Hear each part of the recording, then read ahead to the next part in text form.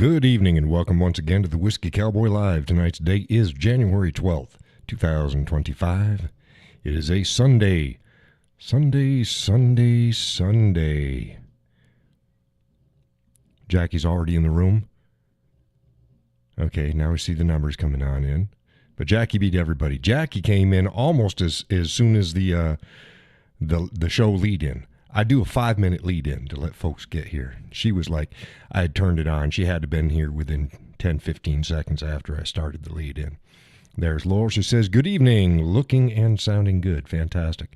Give everyone a warning tonight. I am not in a good way. Pain-wise, it's not a good day. The weather was better.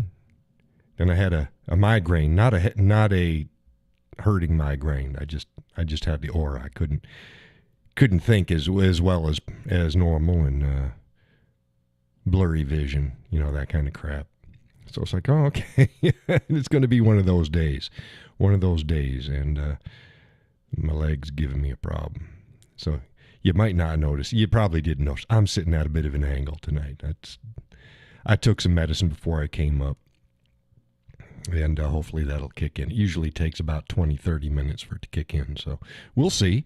We'll see how it goes. We'll give it a good go. Uh-oh. It says, error. YouTube is not receiving enough video to maintain smooth streaming. Let's see here. Poor. That's odd. The weather's good. We got no storm, and now we got bad signal going through. How's it for you guys? Is it jittery? Let's see here. Streaming settings. It's, hey, everything's set exactly the way it's supposed to be. If it gets too jittery, you all let me know. Okay? Jacqueline says no fine. Yeah, it says I'm excellent again, so I don't know what the deal is. We don't have high winds right now. There's no storms, and it's like, it's fine. So, and Laurel says it's fine too. Now we got some more people. We got people streaming in here. Jump on in the show. Say hey. Say hey to the folks when you get in. If you're new to the show, say hey and where you're from. State's fine. Country's good too. We get some folks in from overseas from time to time. And they're always welcome. They are always welcome. I posted up tonight. I posted up the Cowboy special. Cowboy special. That's what we had for dinner. And before I did, I asked the missus. I said, "Can you send me the recipe for folks? Because as soon as I post this up, folks are going to want the recipe." We got the recipe and the bread recipe. It can be made with whatever dough you use. It's healthier if you use your own dough. So we used our own dough, but a lot of times we'll use the crescent roll dough, and that's fine. Works good, pretty easy. So I got the information up there for both ways, so folks they can and the dough recipe that's there. That's our dough for bread fingers. Is that what you call them? You call them bread fingers, breadsticks, bread fingers. I think we call them fingers, but I think they're called sticks. Breadsticks. You get them about 6 inches long or so. They're about that big around. Breadstick, bread finger. Do you call them bread fingers or breadsticks? I think they're called breadsticks, but I think we call them fingers here. I don't know. I thought that's kind of weird after thinking about it. I think we call it fingers, but no, it's called breadsticks. That's the exact same dough. So if you go to my Cowboy special, you go to the dough recipe part, that's what we use for our bread fingers. Breadsticks, says Laurel. Yeah, I thought it was breadsticks. Well, we like screwing everything up, so. Well, I'm still going to call them bread fingers then. So you can make your breadsticks. We make bread fingers out of them. And the only difference is on the second rise, you just cut it up and then you roll them into the logs, the fingers, and let them rise a little bit, and then you put them in the or brush them with egg wash, and throw some salt and seasonings on it, and then throw it in the oven and cook them till they're golden brown. Yeah, same recipe. Great bread. Great bread. Jacqueline says, I like bread fingers better. I love family names of foods. Yeah, bread fingers. I was thinking, yeah, we call them bread fingers. But they're not. They're breadsticks. We're going to try them. We're going to try them as hot dog buns. You make them just a tad bit larger and then split them. I'll bet you they're going to make awesome hot dog buns. So, yeah, go get that recipe. It's a winner. That's good. That's not that's our bread fingers recipe. It's not our bread loaf recipe. We got a different one for bread loaf because the consistency is different. This is really fine air bubbles. Where a bread loaf, you want it to be a little bit more. The air bubbles different. The texture is going to be different. So this is our bread fingers, and we used it for the Cowboy special. Let me pull this up for folks that might not have seen it. Here we go. There it is. Top view. That's me with my beer. Yes, I had a beer with dinner. I had medicine afterwards. It was over an hour after dinner, so. And there it is from the front. Oh, look at that. Filled with the meat. It's got meat and salsa and cheese in it. And then you bake it. This is what it looks like. This is what it looks like before you get it in there. There's little slices there. Let the steam out. And you bake it. And you come out nice and golden brown. Or you can make it as brown as you want. You got to be at least golden brown. Then you top it. You top it how you like. I usually put some more salsa on the top, good bit. Some cheese on the top of that. You can also do diced maters and stuff. You can, like on the top of here, I would normally have put some diced maters on the top there as well. But it's the salsa on the top, then the cheese, and then the sour cream, and then on the top of the sour cream. See, the missus, she puts the stuff under. The sour cream tends to be, I think, the last thing she puts on it. I don't. I put the sour cream, and then I put like the diced onions here, or spring onions diced up, and some diced maters. And we didn't tonight, but this is just how we did it tonight. You can top it any way you like. You can top it any way you like, but it's absolutely delicious. And no, I don't normally cut it in half before I eat it. I start with one end. It's like, you can't do a plate and pitcher without cutting it in half and spread it apart so you can see the inside. And there you have it. But that's the way it looks before they went in. The recipe, like I said, the go-to is you use the crescent rolls. And two crescent rolls together, they're triangles, but they make a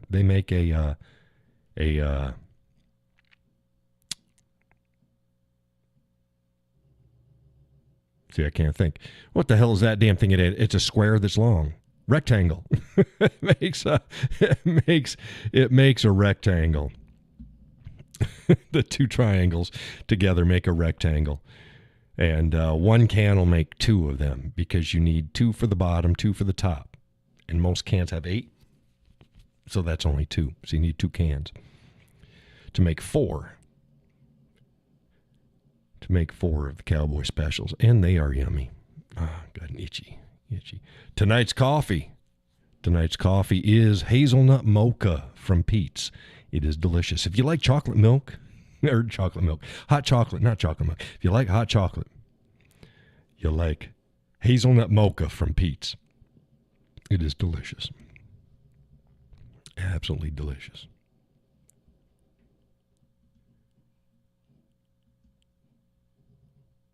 I got up this morning. Let me get my bitching out of the way. Because I don't, and I'm trying not to. I talked with a wife about it, and I said, I don't want people to think that that's all I do is bitch about shit. I do bitch about shit a lot. But this is an issue I don't want people to say, I'm going to tune into another show. He's going to be bitching about how Facebook is fucking him. No, I'm going to try to beat Facebook. I'm going to try to beat Facebook. I got up this morning. I got my invoice in from Meta. Somebody said, an invoice, you pay? It's like, no, it's an invoice is just a payment schedule. It's what it is. And someone who is paying, it's also called a statement, but it's an invoice statement. They send me one before they make payments, and it's the invoice. It says this how much we owe you, and we're going to pay you, and then later they pay me. So I got my invoice in from Meta this morning, or maybe it was last night. I saw it this morning, and I look at it and I'm like, What the hell? No, this has got to be a mistake. So I'm checking my stats. It's like, oh, you sons of bitches. Now, I think it was October. October, I did really good. October, I killed it. Well, because I had like three posts that went viral. So I did really good. It was my best month ever. Best month ever. It was just over $500 for the month. So that tells you, that's my best month ever. And then November came in. And it was like, well, it's not as good as October. Well, let's see how it is. And I can follow. I track it. I can track it in real time. So if I go back 3 hours later and refresh the page on my bonus page, I'll see the numbers move. And or not. I'm like, okay, I'm doing good. Not as good as October, but I'm doing good. So I get the end of November, and I'm like, okay, this is fine. Well, they underestimated. So I got more than what they estimated. Wayne says one of my favorite things is Doritos with taco meat over it. We top it. Yeah, that's pretty good too. So they underestimated. I'm like, okay, so I was getting a little bit more than what they thought that I was going to get in the month, and that's fine. So now I'm in December. We're in January, but I got my December money coming.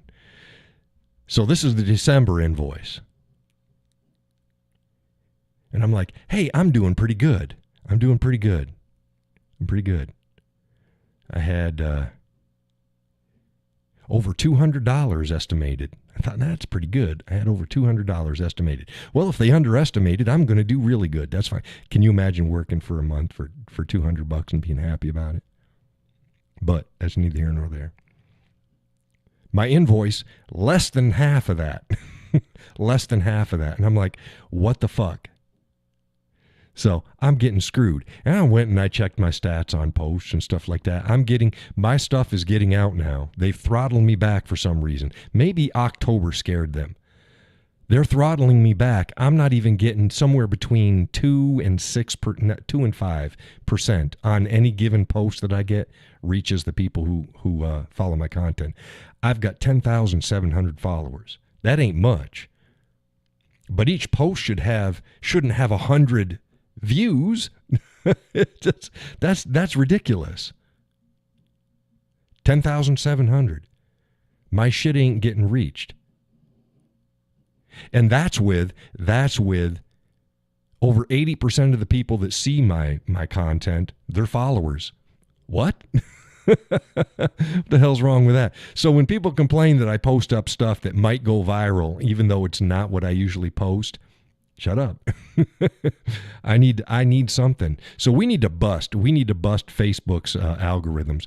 Now, it's going to take probably a month or two before Zucker baby is going to implement all of his stuff, get rid of his fact checking, get rid of this other crap, stop throttling content and stuff like that. So we'll see. So we'll hope. But I did post up today that what folks should do, and I would recommend everybody do it. If you follow me on Facebook, when it's in your web browser, go ahead and add my page. Go to my page and add it to your bookmarks in your web browser. And then every day or two, every day is preferable. Put it in your schedule. Say it's after dinner, or whenever. I'm just going to check out and see what John's up to. And then click on that bookmark and go to my page directly. And like every damn I don't even care whether or not you like it. Like every comment. Do an emoji on every comment. Make a post on every comment and share every comment that you feel should be shared. I think they all should be shared, but sometimes I get a little spicy. So use your own discretion. I'm going to talk about piss flaps. But use your own discretion. I saw that and I died laughing. I'm like, you got to be kidding me. Oh, it hurt like hell. If I'm not sitting in the right position and I start laughing, oh man, my leg starts hurting. I was in pain. I had to pull my knee up. I'm like, oh my goodness. I shot it off to the missus, and I just looked over at her, and I'd gotten done with all my laughing. It hurt. I got done with all my laugh, and I looked over at her and I watched, and she's looking at it. She's intent. And then she just starts laughing. And then I start laughing, and I start going, ow, ow, ow, stop it. It just tickled me. It's not the terms I would use. It was just funny. It was just funny. So, if y'all ain't seen it, go to my Facebook page. You'll see it. It's piss flaps on sale. two for £2 in England. Wayne says, well, yeah, the £2 sterling for hot buttered piss flaps. Yeah, that was it. Hot buttered piss flaps. And I just took the meme as it was, and it was like nothing like the smell of fresh hot buttered piss flaps in the house. It's like, oh man. Oh, and the comments section underneath that meme on my page, they're golden. They're golden. Go for the comments. And open it up, because most of the comments, not all, but most of them, I responded. That's just as good as the comment itself. I am the king of GIF comments back. I reply. I'll find the right GIF for it. It's funny. I like that. Then sometimes members and I will go back and forth, and we'll have just a conversation with the GIF comments. Hey, that's what they're there for, right? So yeah, go find it. Go find it on my page. It was yesterday. Yesterday was on there. So, oh man, hot buttered piss flaps. My goodness.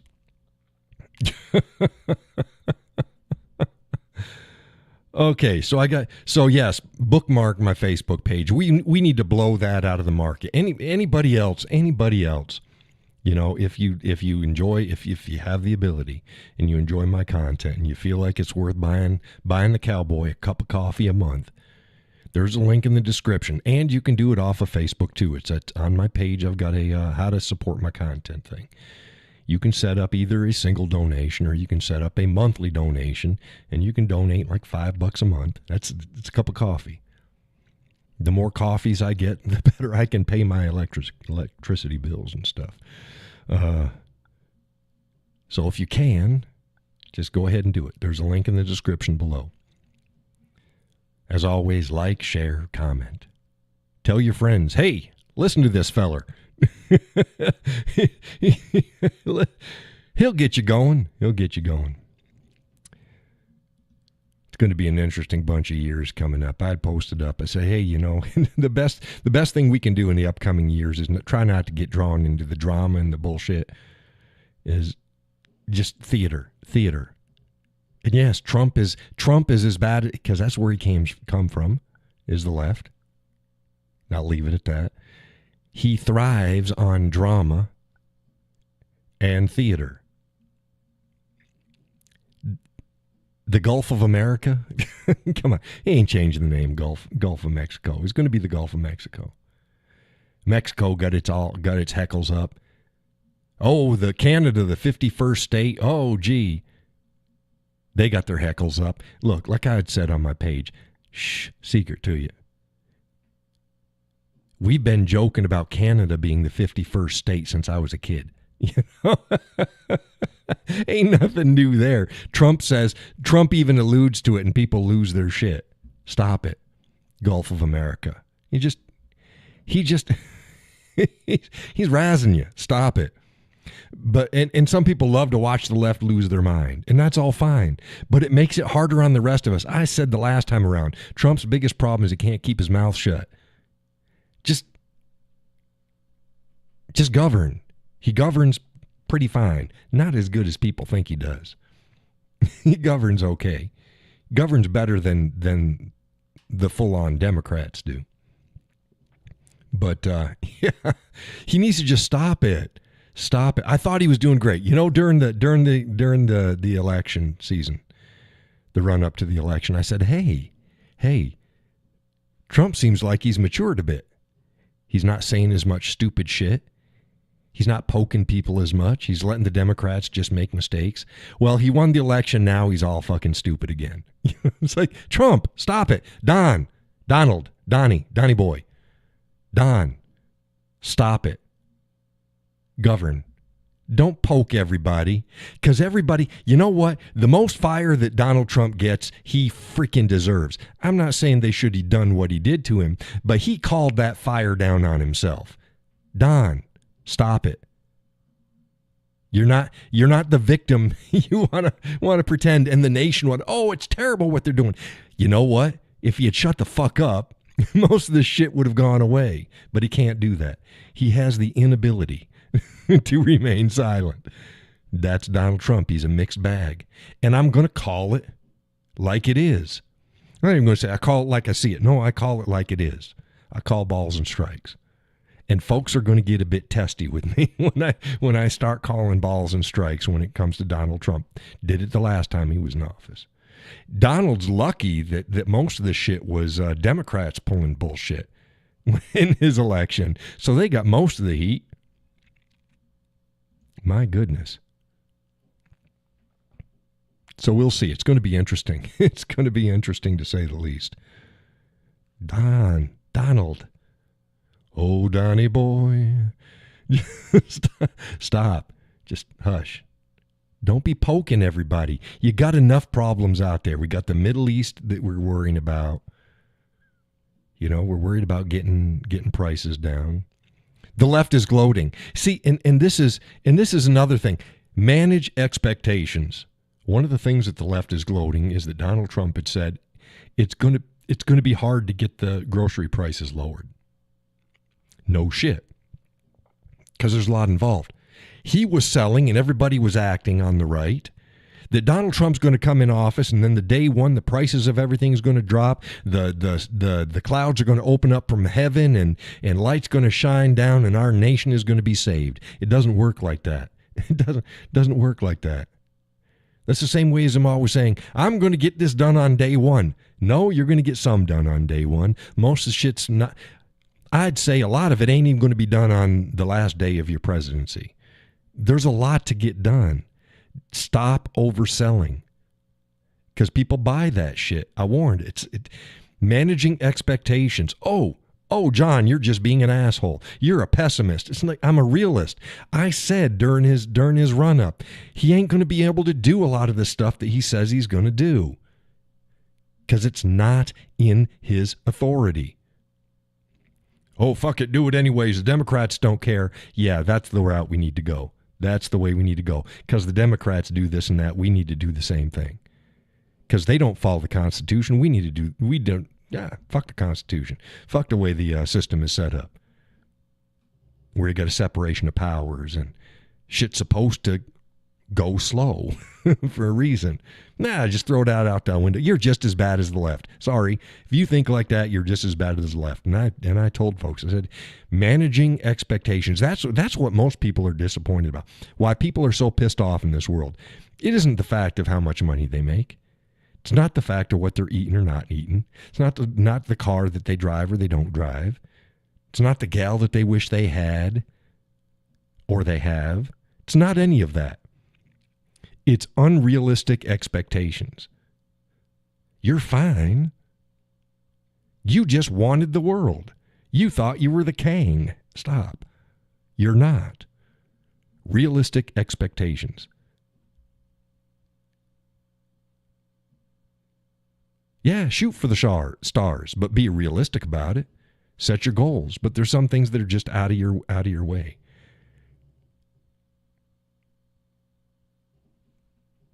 You're 350 pounds. You ain't winning the Boston Marathon. You're just not. You're just not. It's probably some Nairobi or Kenyan dude, some guy from Ethiopia that weighs about 67 pounds and he's 6'2". And he's been running the Serengeti his whole life. He's going to win the Boston Marathon.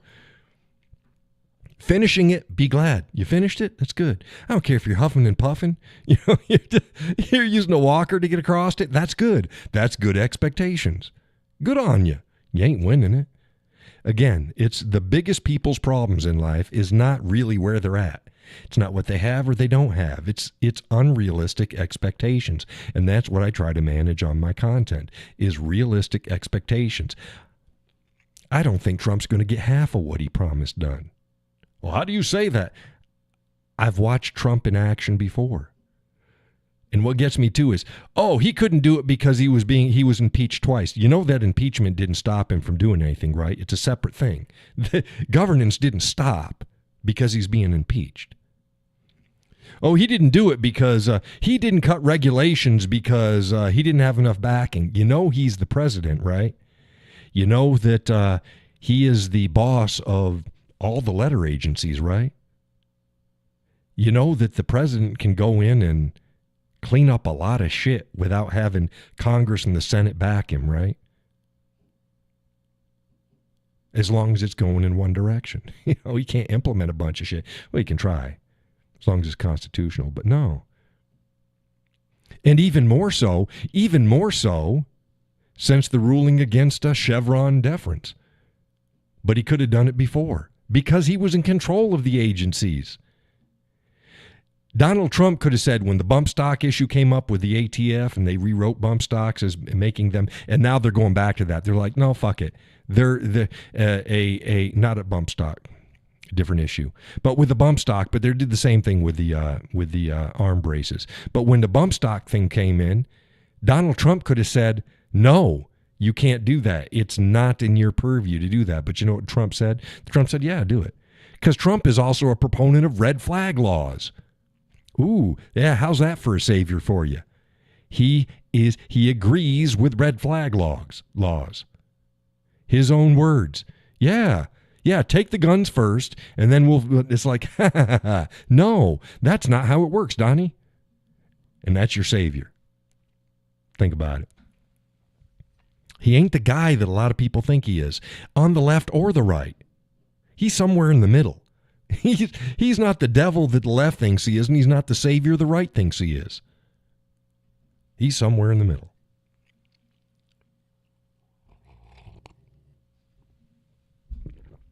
I guarantee you if he was wearing a D on his collar, didn't change a damn thing, wore a D on his collar, the Democrats would be cheering on everything he did. Guaranteed. Guaranteed. Guaranteed. Good or bad, they'd be cheering it. And then good or bad, the guy, all the Republicans out there would be demonizing him, good or bad. Doesn't matter what he did. Because people are concerned about what's pinned on the collar, not what the policy is and the actions are. They need to stop that. They need to stop it. Deal with what they're actually doing. There ain't a president above criticism. There ain't a president that hasn't done shit that they shouldn't have done. On both sides of the aisle. Start calling it like it is. And then don't. And here you go. I love the people when I call out the bad shit. They want to attack me personally. It's like, I didn't do it. How about this? You don't agree with it? Just stop following my content. Because I tell you what, people want to get their heckles up with me this coming year, these next 4 years, and they want to start shit. Gone. I ain't dealing with you. There's enough other places that you can go play out there. I'm going to tell it like it is. You can agree with it or not. Just don't get your heckles up with me. Misconceptions.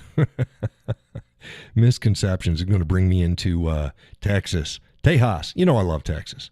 I've said I love Texas. Texas is full of shit. Like, holy crap. No, Texas is big tails. Most of the stuff that they think, even if you're a Texan, Texans and people who aren't Texans think about Texas things that simply are not true. They're just not true. It's tall tales. It is not true. Oh yeah, everybody in Texas, they just carry guns all over the place, and it's the Wild West. No, it ain't. No, it ain't. No, it ain't. I guarantee there's more people open carrying in New Hampshire than there is in Texas. It's just the way it is. Oh, gun rights. Yeah, they just became constitutional carry. Plenty of other states have been constitutional carry for a long time. Did you know a police officer in Texas can legally disarm you during a interaction? Try it, motherfucker. You're going to find out why I'm carrying. Leave me alone. Now, that doesn't mean they're going to, but legally, they can disarm you, according to Texas law. They come up for a traffic stop, and they go, do you have a car? Do you have a gun in the car? And you say, yes, it's right here. They can take that gun from you. If they come up to you on the street, and they're in an interaction with you, doing their job, in other words, somebody called something, they're dealing with you, they can disarm you. Can't in New Hampshire. Don't touch the gun. Leave it alone. Leave it alone. I mean, there's all sorts of stuff in Texas. It ain't it. Now, here you go. Now, this brings me into Texas. Why? I was talking about California and the Californians leaving states and then going to other states and turning them blue because they move to the cities and they get the numbers. And a guy, well-meaning guy, goes, I'm glad I live in Texas. We are solid red. We are solid red, he said. Are you now? Let's pull this one up. Solid red, he said. You look at that map. And yeah, there's a lot of red there. Looks like that's solid red. Okay, well now look at the numbers. These are the numbers from the last election, presidential election. 56% of the people voted Republican for Donald Trump. 43% of the people voted Kamala. And about 1% voted independent. That's 56 to 43. That's not solid red. That's damn near 50-50. It doesn't take but 10 years with current growth rates and cities being flooded from people leaving Washington, Oregon, California, and move into Texas and bringing with them their Democrat policies and political views, and Texas is flipped. Texas is not solid red. Texas isn't even close to being solid red.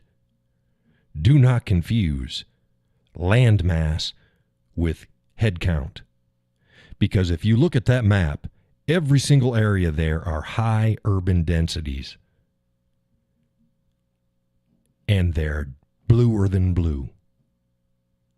It's not even a question. See, because y'all know I keep track of where I'd like to maybe retire.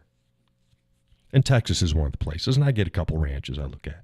And I always, no matter when I'm looking at property, I check out things. I check out the laws. I check out the economy. I check out the crime rate. I check out the political status of the area. And there are websites that'll go down to the town. They can tell you what part of town votes blue and what part of town votes red. And I can tell you that a lot of places in this country that people think are red are not red at all or even close to being red. So the feller opened up the door and he allowed me to grab this. And I grabbed this information. I put it up there. And as you can see, yeah, if you look at just land mass, it's a no-brainer. Yeah, they're solid red. But where all the people live is solid blue. And people make the vote. Land mass does not make the vote. This is why our founding father disliked democracy. They opposed it, and they made our country not a democracy. And Florida is even worse than Texas is in this regard. People, it's such a red state. You don't know what the hell you're talking about. I had some fellers post up in that thing, and they're from Texas, and they're like, yeah, it ain't as free and red as what folks think. Even in red areas, it's not even as free in red as what most people think. It's not. It's a myth. And the same way with Florida. You can't even open carry in Florida unless you're fishing and a couple other things. Gus says, look at New York. Same thing. Yeah, if you were looking at a map, who's voting Democrat and who's voting Republican. But I've said this before. Even upstate Republicans, they're classic Democrats. They're not really Republicans either. But yeah, it's the high density populations that turn things. That's how Colorado is turning blue. They're the next to totally fall. Totally. Half of the damn legislators in Colorado, they're really Democrats anyways. You look at their voting patterns. They ain't Republicans. Colorado's close to falling. You got Wyoming is having issues too, and so is Montana. Montana was hit hard. You got the two of the, I don't know which. I know it's two of the largest ones. You got the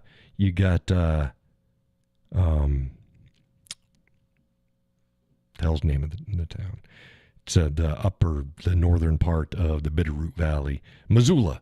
You got Missoula. It's a city. I think it's the second largest city in Montana. Could be wrong. I think it's the second. Missoula. It's a college town. Bluer than blue. You got they call it Bows LA. Bozeman is one of the top things. Bows LA, bluer than blue. Billings, last I knew Billings was fighting, but they were still conservative. But they were fighting. And I forget what Helena does, but I don't think Helena is that big, but I'm not so sure. But yeah, two of the major metropolitan areas, if you want to call them that, in Montana. Bluer than blue. Livingston, yeah, Livingston. But that's just outside Bozeman. It's north of Bozeman. But yeah, Livingston's bluer than blue. Yeah. Thanks, Donna. Welcome to the show. Yeah, Livingston. Bluer than blue. I call that a town. It's a good town, but yeah. People don't understand. It's a cancer. That's why I said, and that's also why the founding fathers set up the Electoral College, is so that major states with the populations couldn't outvote the rest of the country. I have said for ages that every state needs to have an Electoral College system that would prevent cities and urban areas from outvoting country areas. Gus says New Hampshire is on the edge as well on the national level, but state level is different. Yeah, I tried to explain that too to folks. New Hampshire's an odd state. If you were to look at it on a national level, they'd say it's blue. It's not, it's purple. You look at it at a state level, people are voting Republican. National level, they voted Democrat. It's weird. It's freaking weird. And our laws currently, we need to keep fighting. The Democrats keep trying to push shit, but we've been able to push them back on everything that they keep pushing.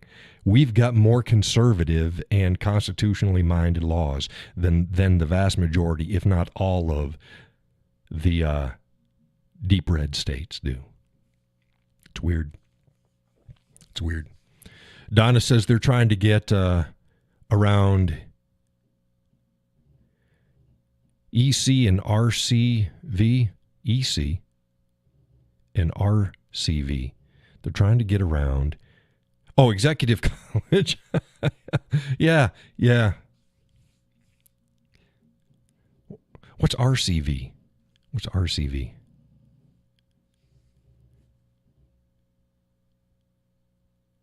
What's RCV?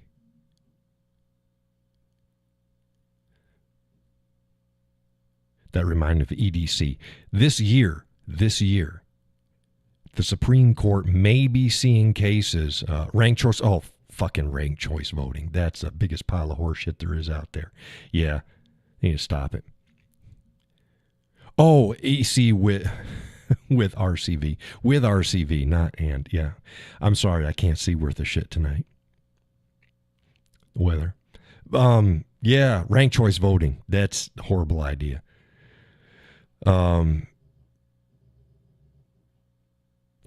Supreme Court. Supreme Court may be seeing a national reciprocity case coming this year in conjunction with just standard permit, because people are suing in New York. You shouldn't be able to lose your rights by going to another state. You shouldn't be able to. Donna says, got that right. Damn, Skippy. So, yeah. So they may be seeing a case. Keep your eyes out. They may be seeing a case about national reciprocity. And I tell you what, I don't agree with carry permits, but if we had national reciprocity, I'd go down tomorrow, down to my chief, and I'd fill out the paperwork and say, here's $15, set me back up with a concealed carry permit again. Now I'll just wear a long jacket or shirt over it. I carry outside the belt. But yeah, little steps. So keep your eyes open. You heard it here. You heard it here first. You probably heard it here first. If you didn't, well, you heard it here now.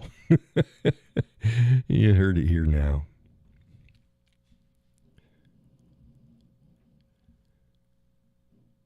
Gus says that bill is wrong. What bill? What bill is wrong? What bill are you talking about? When you said that, what came to mind was the bill that they're pushing in Colorado now that's trying to ban all semi-automatic weapons with a detachable magazine. Holy shit. Yeah, pistols included. Rifles, pistols, shotguns, if it's got a detachable magazine. Ban the manufacture and sale of such firearms in the state of Colorado. They're trying to push that shit. But that couldn't be what you were talking about, because I hadn't even brought it up this time. Was that the one you were talking about? If so, get out of my head. What's the matter with you, Gus? The hell, you get lost in there. You're going to wander around in John's head. That's just a first step, says Donna. Yeah. Well, that takes almost all of the firearms off the market. Now that does not eliminate lever actions. And yes, there are lever actions.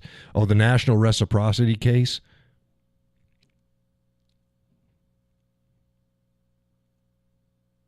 Yeah, well, I know they've been pushing a national reciprocity bill. I didn't bring that up, but yeah, the case that's going to bring it to the forefront is out, I believe, out in New York. But yeah, so Colorado's law doesn't it's all gas operated. That's you know, your pistols, your Beretta, your Glocks, stuff like that, and have a magazine, and your ARs and Mini 14s and Mini 30s and what have you. Any of them that cycle when you shoot it, no matter what it is, it's unconstitutional. Right, it is. I agree, Gus.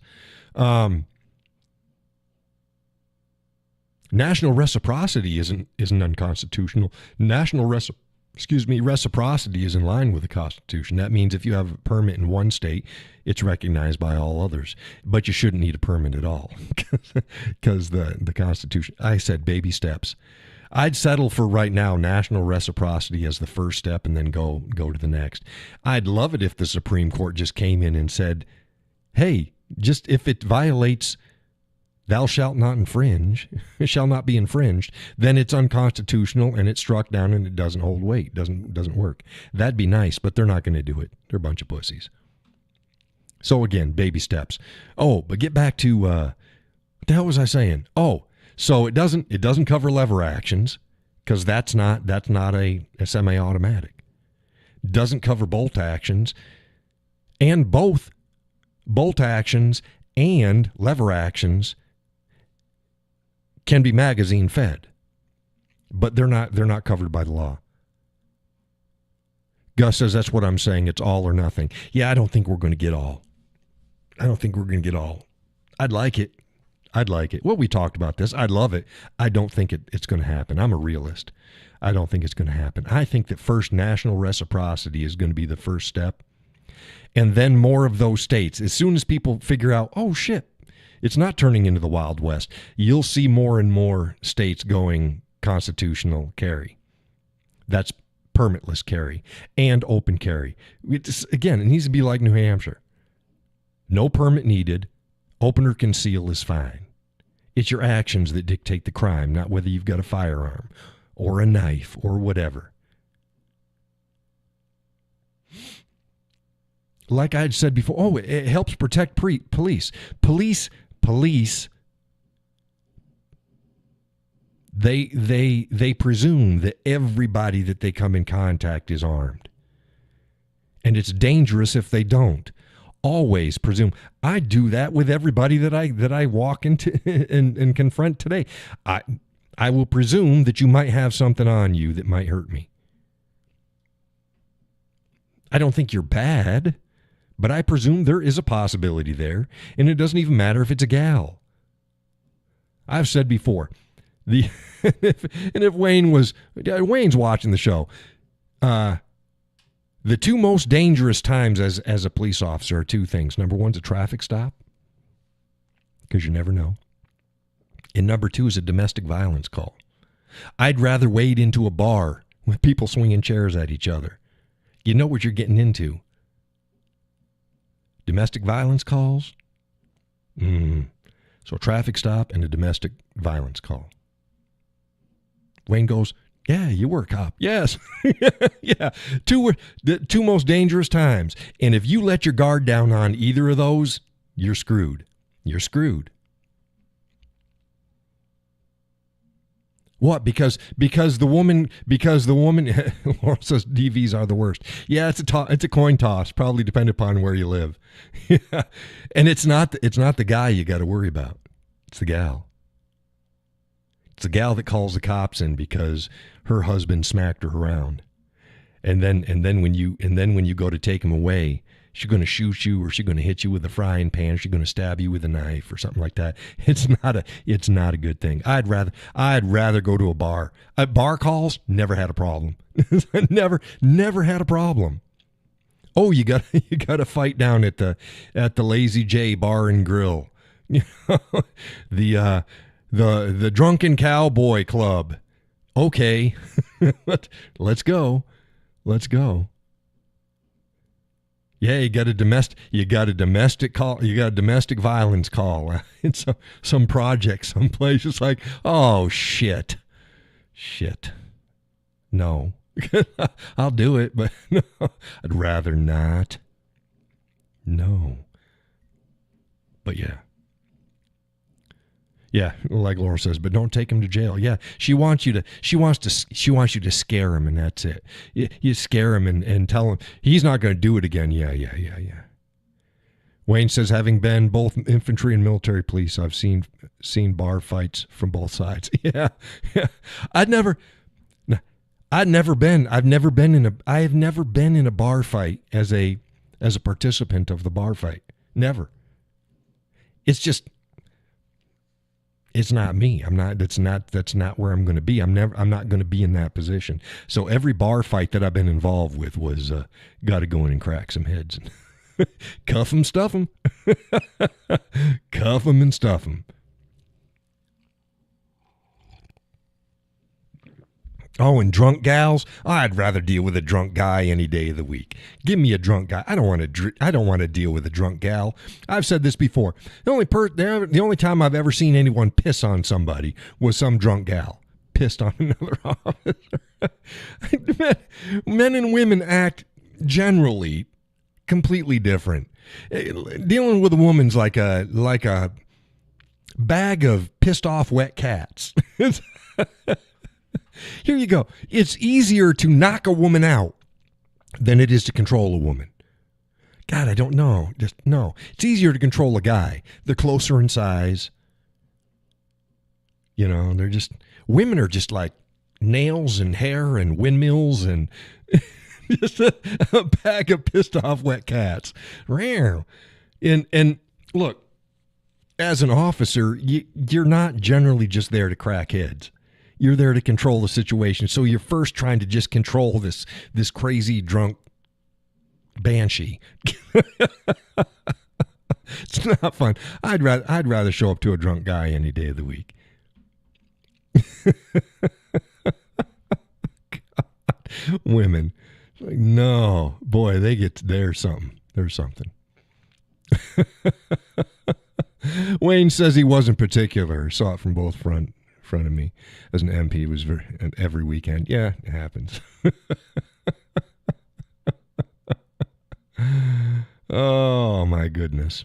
But yeah, women. I'm going to say it. Here, John's going to sound all sexist again. Women need to stop being fucking hired in leadership roles, be it political and or otherwise. Holy crap. Laurel says women scratch and bite more than guys. Right. Yeah, they're terrible. Oh, you can knock them out. It ain't that difficult to. If you're not worried about hurting a gal, it's easy to control her. But if you're just trying to control her, it's terrible. But let's get back to the women. We have feminized this nation. Oh my goodness. That doesn't mean that a woman cannot be in a good leadership position. A woman can. Women can't. A woman can. Women can't. Oh my God.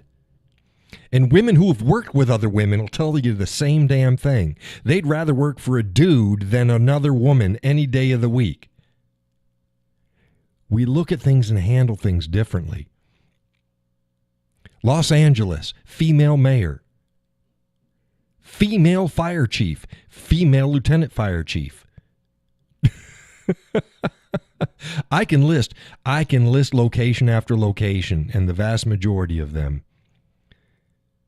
that are just, oh my goodness, stop it. There's a place and they do well, they're great, but stop putting them in leadership roles. I mean, I even cringe when I see like I think it's Nome, Kathy Nome. Was that North Dakota? You go, oh, I hope so. I hope. But every time a tough decision comes up, you go, is she gonna do the right thing? She did okay. I don't cringe with a guy. I see a Republican guy. I don't cringe and go, will he do the right thing because of particular feelings?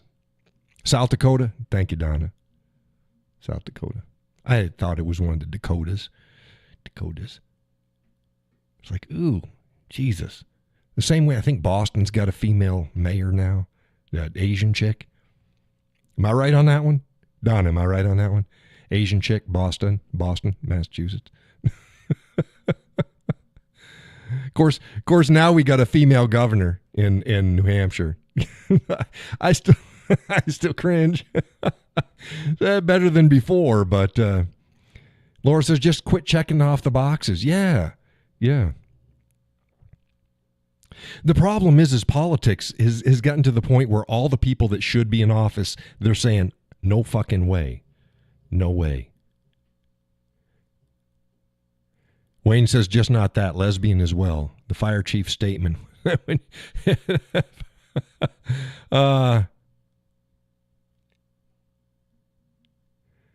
Pull up, you want someone to. Yeah, no, I think that was the assistant fire chief's statement there. Wayne. Yeah, I think that was the assistant. Seen the video of it. Yeah, they put a big PR thing out there, and it was I'm pretty sure it was the assistant fire chief. Now, oh yeah, you wanna, when there's an emergency, you want to see the people getting out of the building or getting out of the vehicles to help you out. They're like you. They're like, I don't give a shit if they're purple or green. Can they do the job? Help me. And then when she was pressed on it, well, can you carry my husband out of the building? And she shot back with, well, if I'm there and he needs pulling out of the building, he put himself in that position. It's like, you bitch. That was the first. No, I gotta come clean. Bitch wasn't the word out of my mouth. Bitch is the word that comes out of my mouth now. But the word that came out of my mouth had the next letter in the alphabet leading it.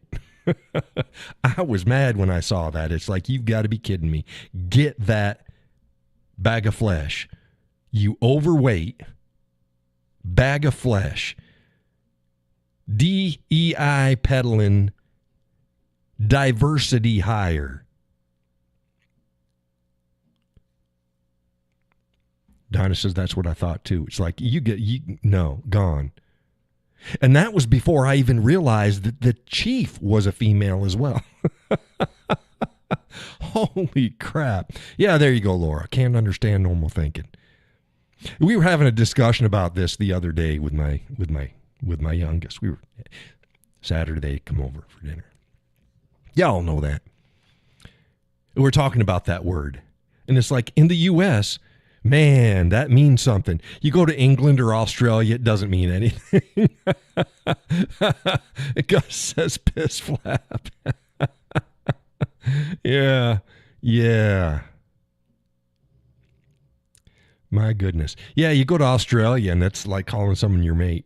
It doesn't have the same connotation that it does here in the United States. We reserve that is. I'm trying to think if there is a worse insult. Is there a worse insult in the United States than the C word? I'm trying to think. Now, I don't even think the N word is as bad as the C word. No, I know it's not, because they wouldn't be calling each other it every time. I saw video. You go to watch some black videos on YouTube and they say it every sentence, and it's like, I'm so tired of them acting all offended if somebody other than black says the word. Stop it. Either you stop it or just shut the fuck up about it. Wayne says there's a difference between mate and M8. Yeah, no, it's a mate, not somebody that you have sex with. It's your mate. It's your mate. Here in the States, if we talk about our mates, it's our partner. We call them our buddies. What do we call them instead of mate? We don't say mate. We say buddies, your friends. The gang. We don't say mate. Mate, we say mate, we're talking about our sexual partner.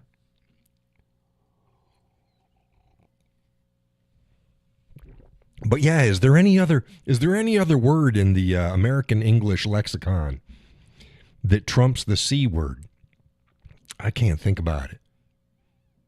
I can't. Nothing comes to mind.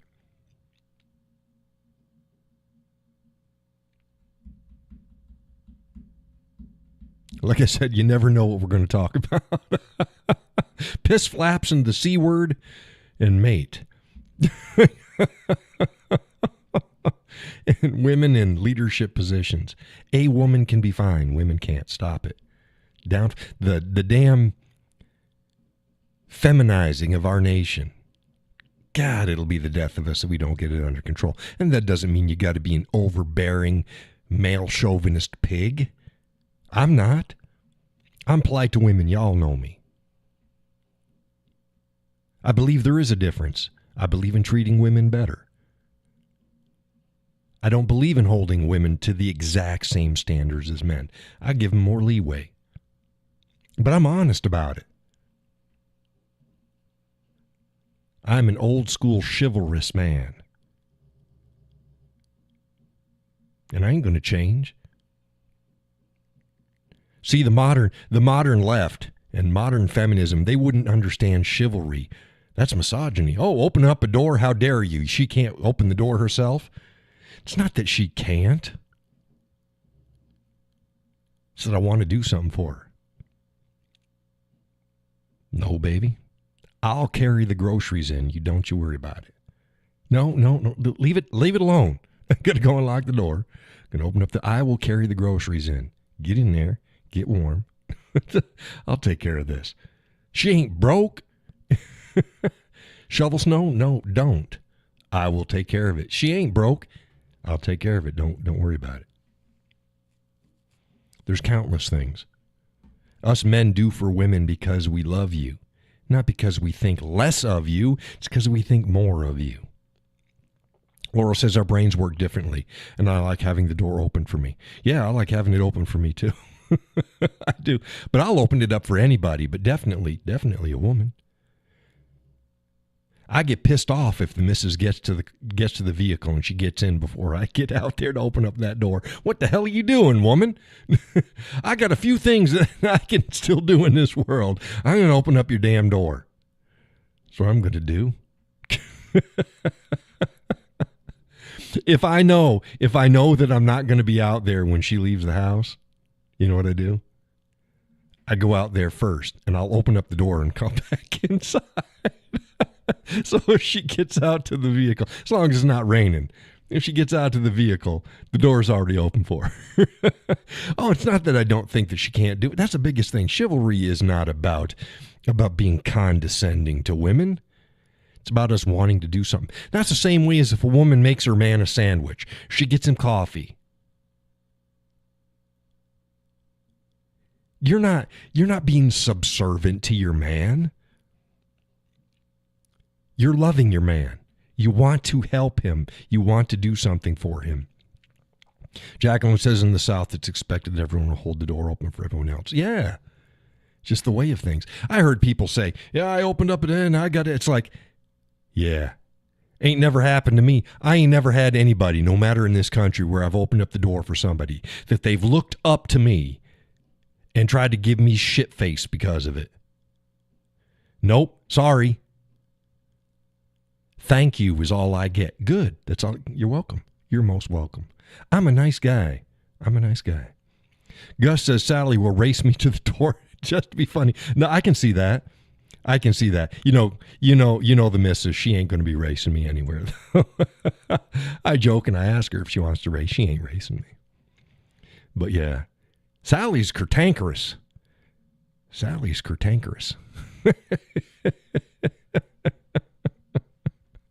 Yeah, the missus, she doesn't do that.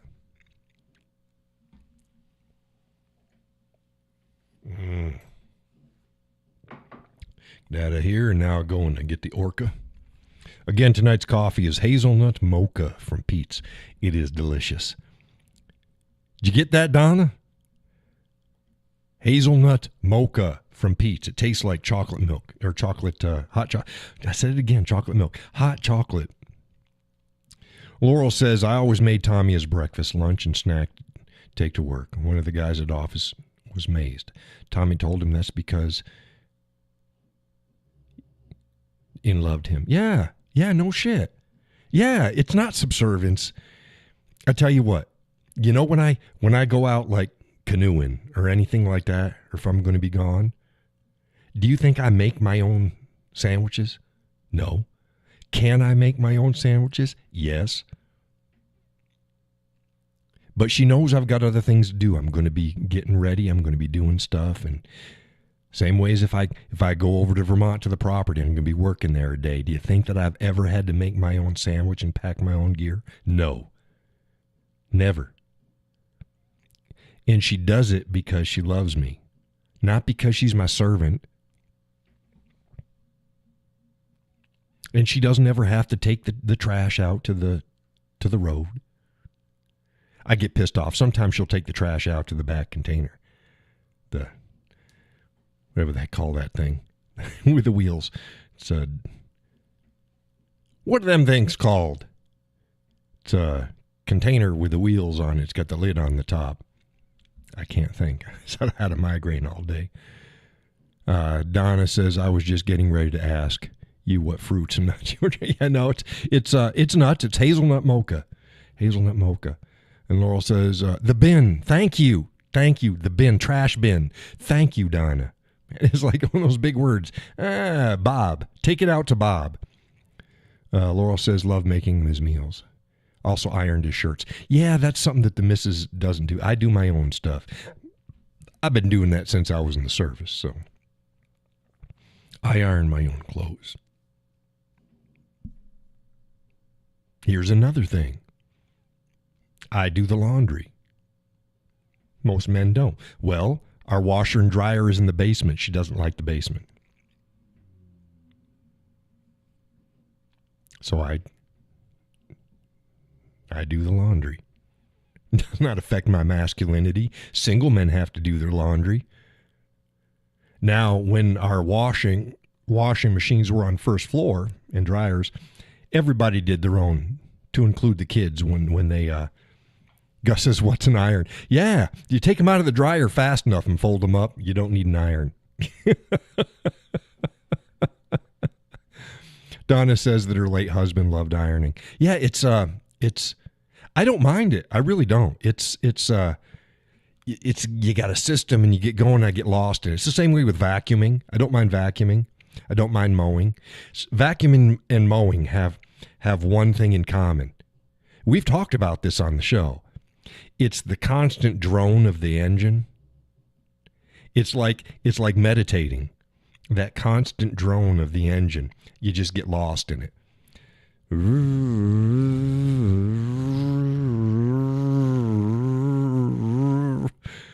Yeah. Laurel says, I liked ironing the creases in. Yeah, I like it on my shirts. I haven't ironed a shirt. Collars. I haven't ironed a full shirt in a long time. Collars. God, I hate my collars messed up. Like I said, if you get them out of the laundry quick enough and get them folded or put on a hanger. What does your iron sound like? No. The iron.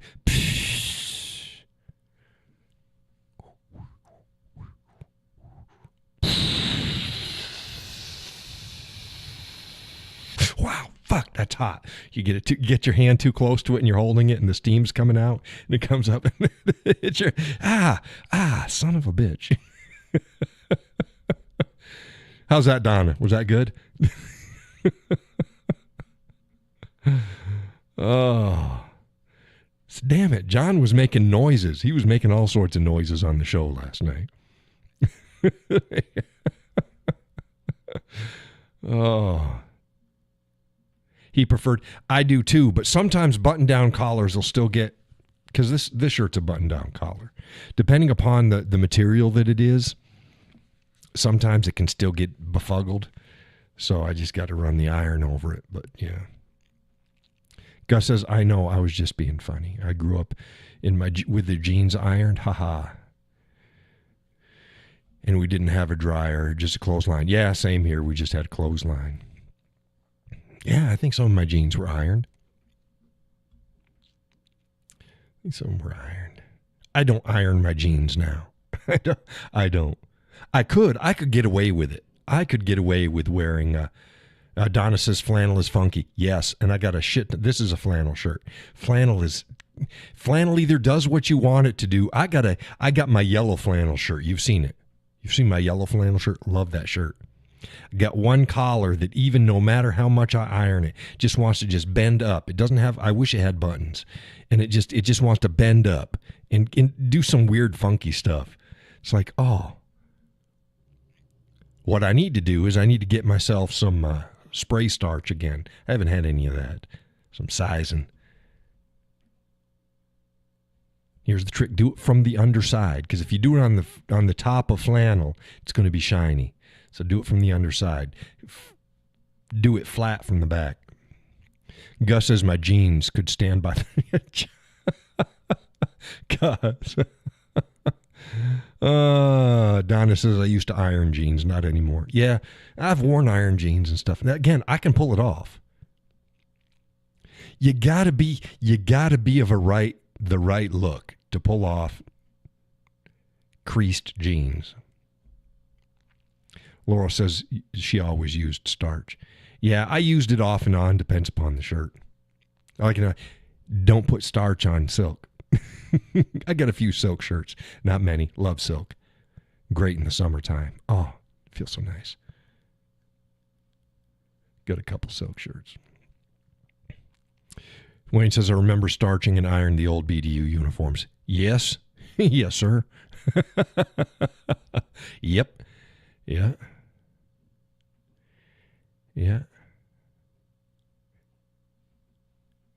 Gus says from being dry outdoors. Yeah, sure. No, but they do. Jeans will get really stiff on the line. What I do is I take them off and I just flop them around a bit, snap them.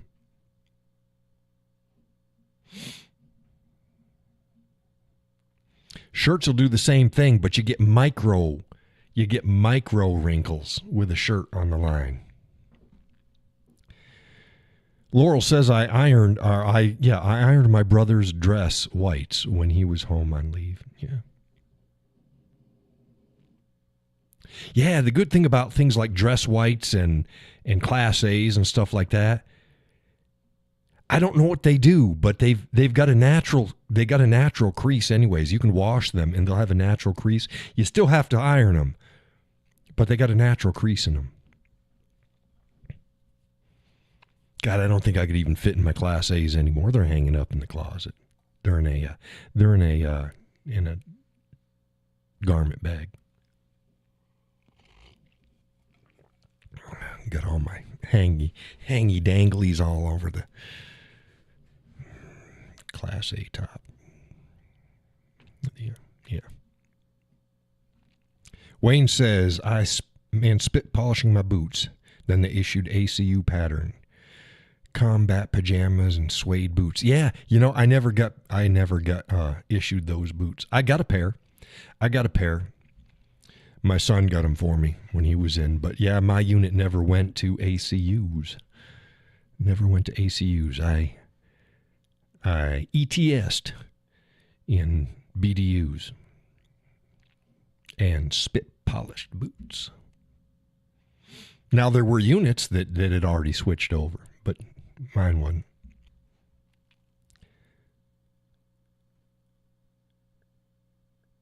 Says, boy, did they smell so good. I miss that. Yeah, we ran lines here at the house for a couple of years when our dryer died. And then I think it was last year, last spring. I think it was last spring. We got ourselves a new dryer. Before that, we went 2 years, even in the wintertime, outside on the line. I ran line from the two corners of the Frankenzebo to a tree, so it was a triangle, or a V. It's a V, and that's where we dried our clothes. Wayne says, I have a pair of Ultima desert boots, and a pair of Benneville Matterhorns. Yeah, I retired my Matterhorns. We talked about that I still have them, but I retired my Matterhorns. Those were Gore-Tex boots, Gore-Tex lined. That's some good shit. Finally retired them a couple years ago. I think it was a year or two ago, something like that. And the missus says, you're gonna get a pair of boots. So I still got some tread left on this, barely. Barely. And that tells you how old they are. They're older than most of my kids. my oldest is like 41. God, how old is she? 41. She should be 42 this year. I don't think they're quite, well, let me do the math. No, they ain't as old as her. They're older than some of my kids. Definitely older than my youngest. Well, shit, my youngest, she's 25. She'll be 25 this year. And hell, she was born a good years after I got out of the service. So Wayne says he still wears them in the winter. Yeah, I did. Yeah, I wore it until I retired them. Of course, I'm trying to think. I'll bet you my Matterhorns were older than yours, though. I got them when they were first allowed. I got them then. Most guys, they'd switched them at least if they'd been in longer. They'd at least switched them once. Depends upon when they got them. And I didn't have to get them. A lot of guys didn't get them. They were still wearing just their black either tanker style boots or jump boots in the wintertime. And then in the summertime we're allowed to wear jungle boots. I love my jungle boots. Gus says he has a few T-shirts from '82. Yeah, I don't think I got. I don't got T-shirts quite like that. Wayne says my first pair were black leather in 1989. My most recent pair I got in 2007. Yeah. So I probably got mine roughly the same time. Roughly the same time you got your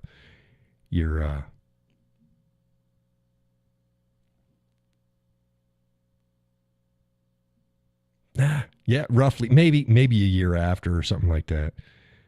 Could have been maybe 90. I'm trying to think when my unit because they phased all of this stuff in. It's always phased in. It's the same way as remember you got your first Gore-Tex jacket.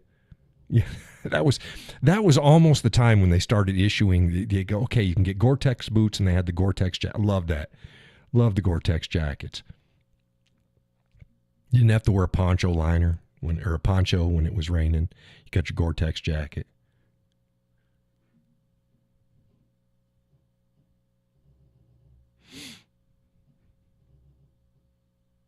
I think that was somewhere around there, 89, 90.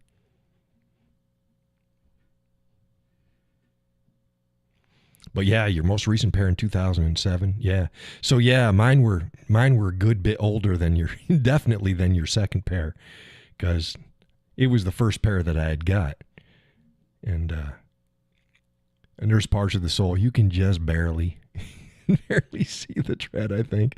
Yeah, it was time. The rest of the boot's still fine. Good boots. Matterhorns, good boots. Man, I'd wear a brand new pair of Matterhorns right now, even over the boots that I got. But I wasn't willing to pay the price. so I got a decent pair. Decent pair of winter boots. They're fine.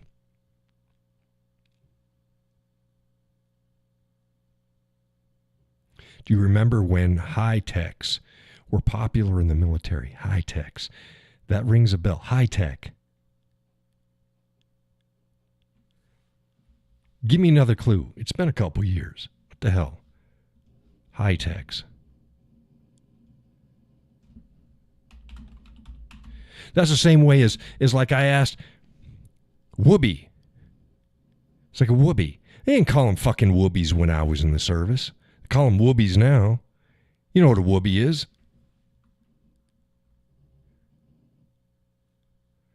Oh, a black leather boot with a nylon upper shaft. Oh, yeah, we just called them black jungle boots. Yeah, we just called them black jungle boots because you had the OD green and you had the black. Those are called high-techs. There, Wayne goes poncho liner. Right. A whoopee is a poncho liner. What the hell's a whoopee? I saw online somebody was talking about it. And it was somebody around our age. And he was talking, but he had served later. He served later. And he was talking about his whoopee and how he likes his whoopee. And I'm like, what the fuck is a whoopee? And I was looking around, everybody's talking about a whoopee. Whoopee, it's like, what? A whoopee? Yeah, poncho liner. Yeah, high-techs? Yeah, we just called them black jungle boots. That's what they are, right? They're jungle boots, they're black. Excuse me, instead of OD green.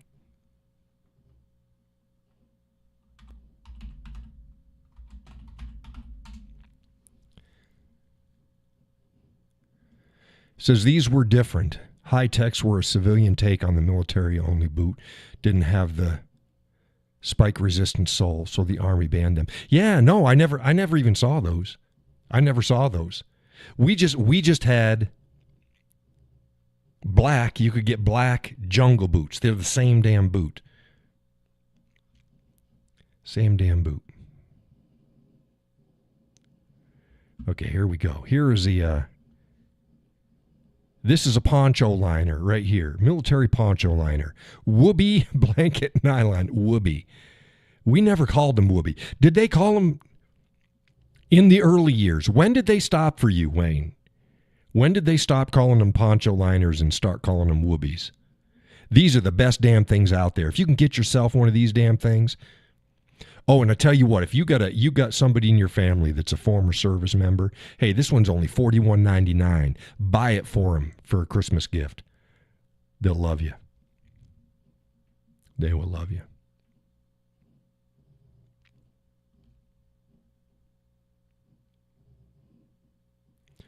Wayne says yes, and the desert boots are the same as the jungles, except they don't have the drain holes. Right. Yeah, see yeah. The inside of the jungle boots. Let's see if I can find it. Hey, I wonder if they sell jungle boots on here. Well, let's go here. Let's go back up here. The inside of a jungle boot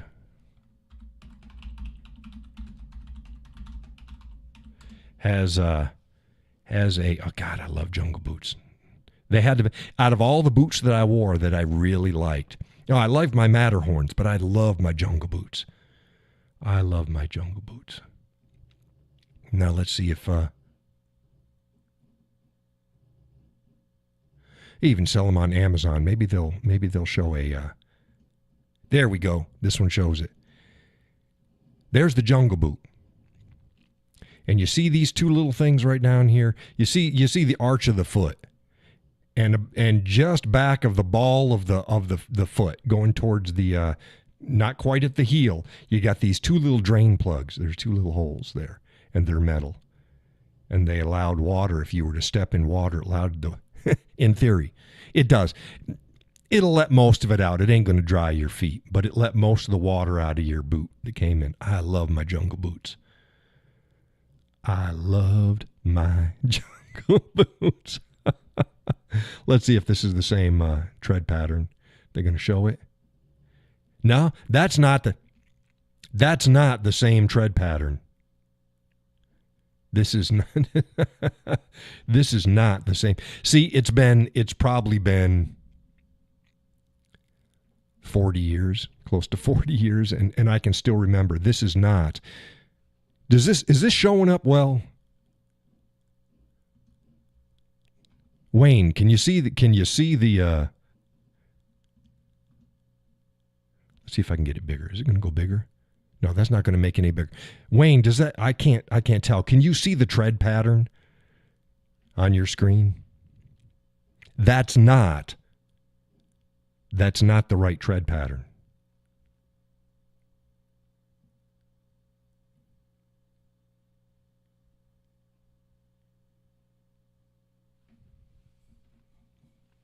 I mean, that'll work, but said same as the desert boots. Yeah, this is not the same tread pattern.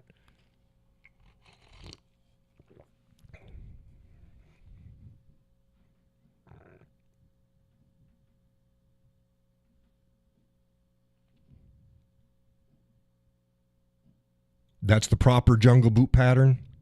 When he says proper, you're talking about the manufacturer, right? Proper.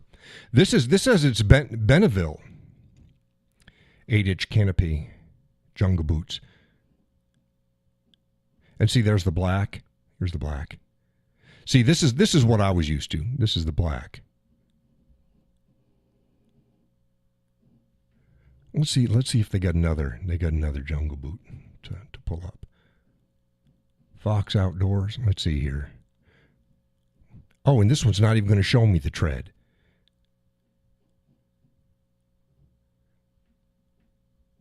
Okay, let's see if you're going to show me another one. This is Benneville Classic. Okay, let's see the Classic. Let's see what you're going to get me here. Yeah, that's wrong too. That's wrong too. Rothco. Rothco comes pretty close with most of their products. They're pretty cheap too. Yeah, that ain't it either. Oh, there's the desert boots. Rothco Desert. Hey, the Rothcos have the drain holes on the outer edge, not the inner edge. That's weird. Oh, they're on the inner edge. Well, that's weird. They're on the inner edge for the green, and they're on the outer edge on the desert. That's just weird.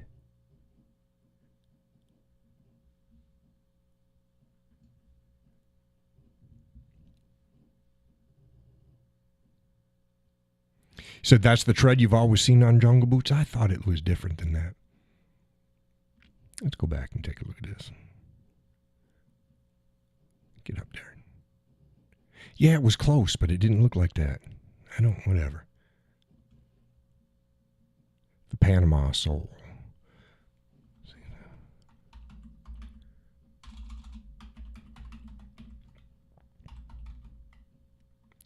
Panama sole Jungle Boots. There we go. Let's see here. And that's coming up too. Yeah, I just thought it looked different. Jungle Boots with Panama sole. Here we go. Yeah, well, I guess. It just looked odd. That just looked odd. I could be wrong. It just looked odd to me. It's been a couple years. It's been a couple years. The missus is going to get on the show tomorrow. She's going to watch the show and she's going to go, damn it, Wayne did it again. she has. If Wayne's on the show, there's a good chance we're going to be off in military land. Most other boots in the Army had the Vibram shoes, Vibram soles. Vibram soles. Yeah, see, that's what I remembered. I bet you that's it. V-I-B. Vibram.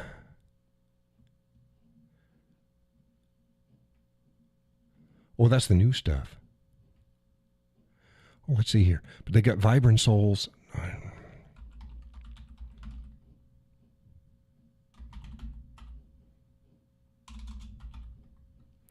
Vibram sole Jungle Boots. Let's see if they got Vibram sole Jungle Boots. No, wait. Let's go back in here. You guys don't need to see this. If I come up different, yeah, that's the same one. So let's just go Vibram sole. Vibram sole. Vibrating sole. Yeah. And that wasn't the sole that I remember on the Jungle Boots. So it was probably the, I'll bring this up for folks. This is the, there you go. That's the Vibram sole right here. All the new boots have this stuff in it.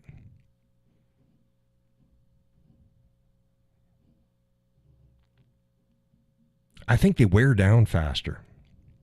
What's your view on that? My Jungle Boots, the soles seem to last longer than the new pattern did.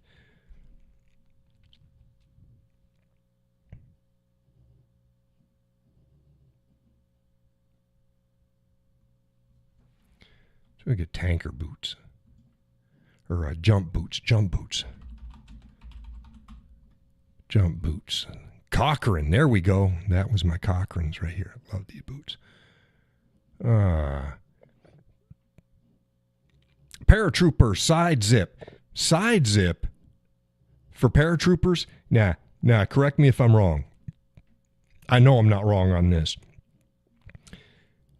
Jump boots, paratrooper boots did not have a zipper on the side. Tanker boots had a zipper on the side. They looked like the same boot. Tankers had the zipper. Airborne had, and everybody else had no zipper on the side.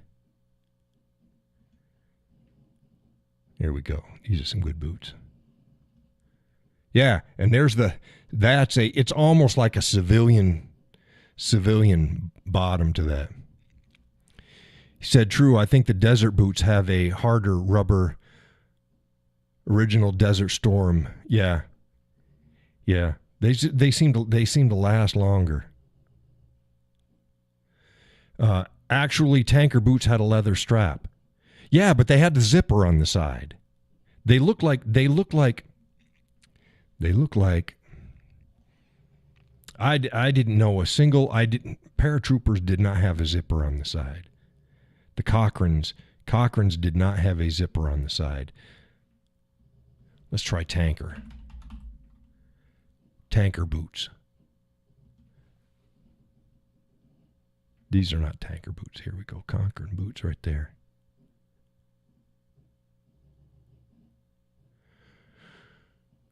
And then here's the new one, and they got straps on here that went all around the side. Oh, you're talking about yeah, this is a new age. I'm talking about the original black ones.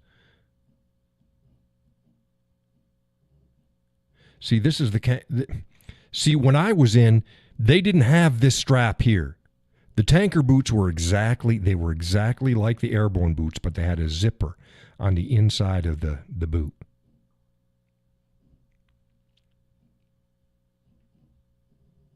The zipper on the inside of the boot.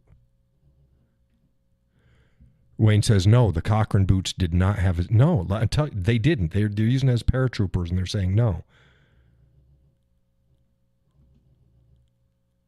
All the tanker boots that I saw had a zipper on the side. They looked like jump boots. And if you look at this right here, you see this boot here? See, this is not the same. See, you see this right here? This doesn't have, I was going to bring it up. This is just a regular boot. The tanker boots that I remember when I was in looked just like the Cochranes. Let's see here.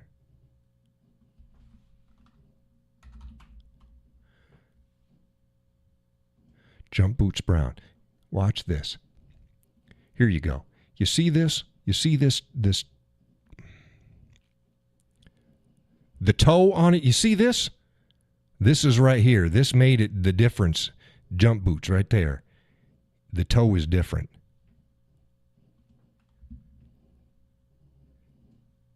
Jacqueline says, well, good night. I'll see you on Wednesday. Sorry this got boring for you there, Jacqueline. Thank you for joining the show. Wayne hijacked us again. Judy says, howdy, y'all. Hey, Judy, you're just an hour late. But that's okay. Yeah, and you see the heel part of this boot too? That's what designated the Cochranes and the jump boots. Because the heel was a separate piece and the toe was a separate piece. It says, go to the brown ones. Brown Cochranes were the World War II jump boots. Let's take a look.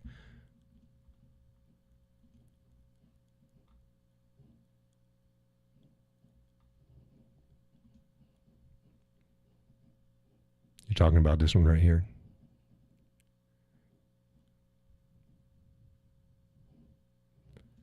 Is that the one, Wayne? But you see there too, it's you got the heel and the toe. That's different than a normal boot. Normal boots didn't have the heel and toe area like that. Boy, this and the toe was a harder leather than right here. The upper part of your foot was softer because it bent. And you couldn't get it as shiny. You could get it shiny, but you couldn't. It got wrinkled up. But that toe, man, you could get that toe. Oh. Says, yes, wore them in a 2 living room. Yeah. Yeah. But yeah, the jump boots, the Cochrane jump boots, did not have a freaking zipper on the side. The tankers had zippers. Because we always used to, it's like, man, you got zippers. You sons of mothers, you got zippers. But yeah, jump boots do not have a zipper.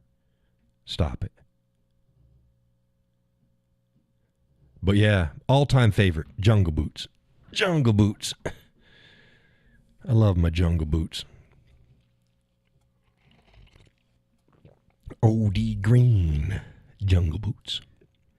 Loved them. Yeah.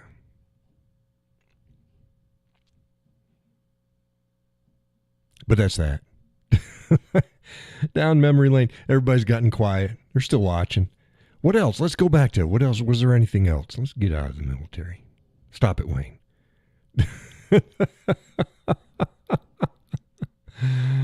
Oh, goodness. Goodness me, oh my, oh. What do we got? Oh, yeah, the angry folks in California. They want to know where their dollars went, their tax dollars went. Stop it. Stop it. Oh, that's weird. It's showing up the picture on my. It's blue. Oh, this is weird. Internet on. Look at the blue on this picture of my dinner tonight. There wasn't any blue. That's weird. That's weird because I showed this picture earlier and I don't think it looked blue. That's weird. Oh, well. That's just... Let me see if there's blue on my cell phone.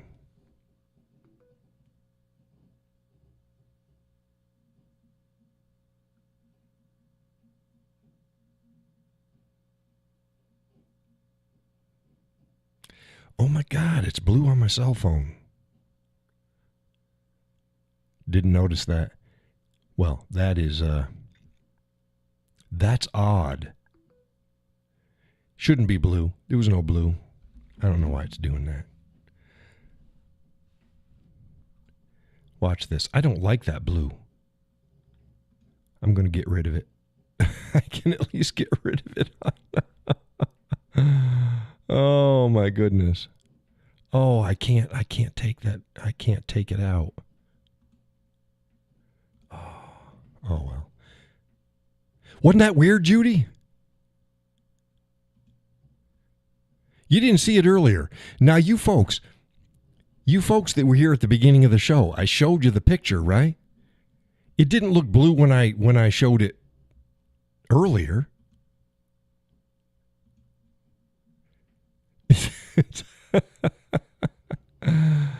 Wayne sent me a photo of his Cav uniform. Well, let's take a look here.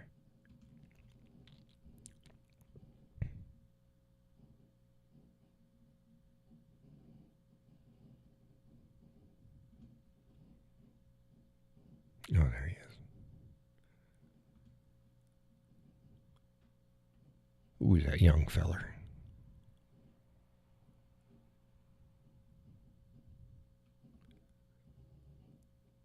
Let's see if we can open this image in a new tab. There we go. Here we go. I'm going to show everybody. Here's Wayne. Go bigger. There we go. There's Wayne.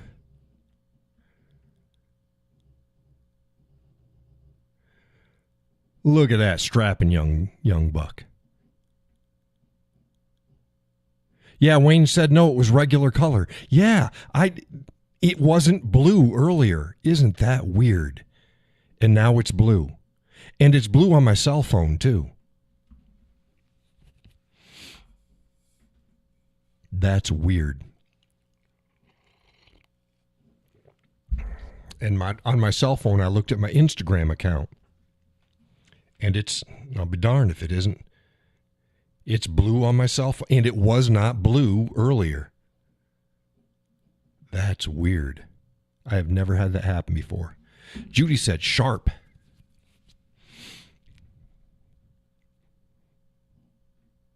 There you go, Wayne. Give her your number. I don't know if Wayne is married or not.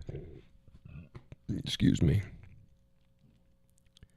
Oh, hell, do I see a swastika back there? I can't blow it up. Let's see here.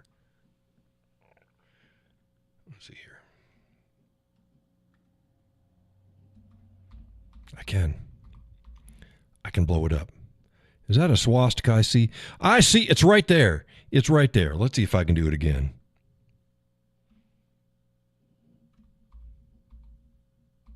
I feel like, what's that movie with Jodie Foster? Gus says, I just looked and it's not blue. Good. It's not supposed to be blue. It's blue on my system here. And it's blue on my cell phone. That's weird. Look at that. Hey, what's that movie? Contact with Jodie Foster, and they're zooming in. Okay, now rotate right. Okay, flip contrast, and it was Adolf Hitler's armband and it had a swastika. Look at that. It's right there. You see it. See, it's right there. I seen it. I spy with my eye.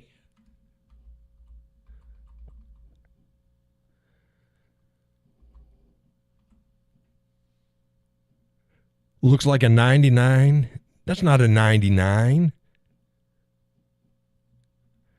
Wayne said it was his speech in the opening of 1936 Olympics. It was. It most certainly was. It was the first broadcast that was sent into space.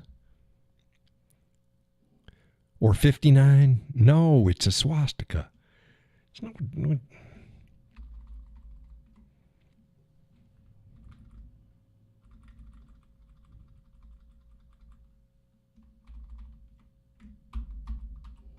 Oh, that's as far as I can go. It's clearly a swastika.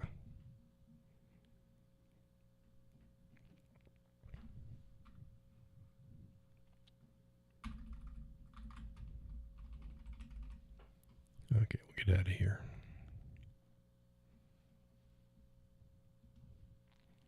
He sent me another picture. I don't know what he's going to send me. Send me all sorts of shit. Oh, there we go. Let's open this up for folks. This is, he said, sent you a photo of World War II style. Pinks and greens. There you go. There's Wayne. It's pinks and greens.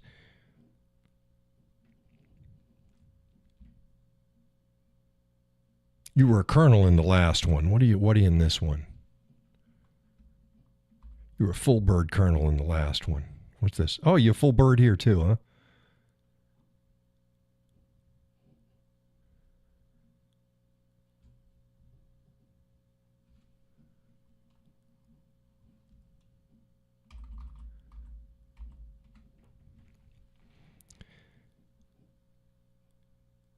Gus says, better eyes than me. Huh? I try. Now, where's this at? This looks like a, I don't know, they got a bunch of chairs lined up, so there must be they got a big screen or something. Says, yes, the stars are general staff on the lapels. Yep. Yeah, I was looking at the epaulets. Wayne goes, that's where you should be looking at. Yeah, I was looking up at the epaulets right here. See, disregard this stuff. So this is the branch. This is the type of unit, I believe, on this other side, and this should be general staff, and the rank is up here on the epaulets. Correct, Wayne? You got U.S. over on this side. You got the, I don't know whether this would be the unit designation, as in whether it's tanker, MP, infantry, you name it, should go there. And then your general staff is down here.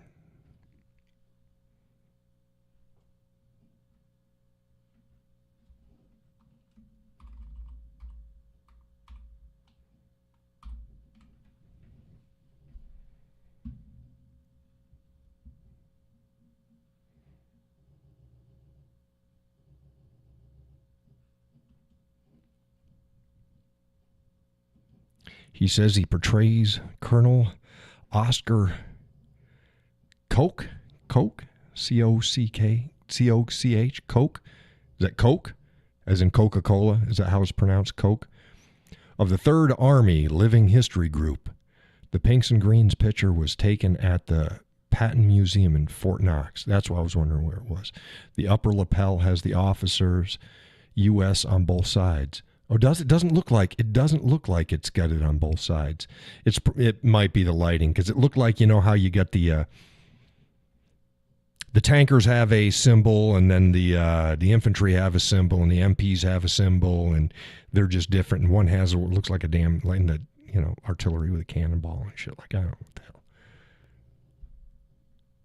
And it says the lower lapel, right? That looked the same on here. It was the general staff symbol.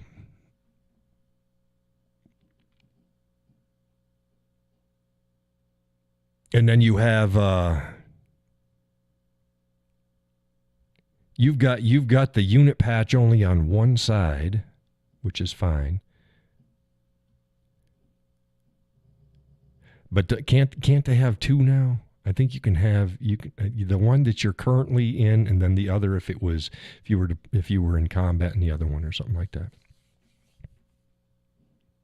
I'd have to go look. I got a ropey thing on mine too. I got all sorts of stuff. Branch insignia is worn on the lower lapels. Oh, so is it stuck? Is it stuck in the star? Right. The right side is your combat patch. So I was right. Yeah. Combat patch is on the right. Unit and your current unit would go on your left. Here's another interesting fact.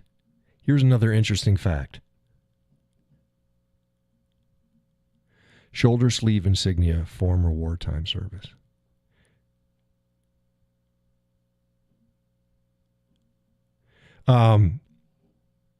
There's only one. Let's see. What is the only unit that their unit patch is on their left chest on their uniforms? It's not on their Class A's. They put it on the shoulder and the sleeve.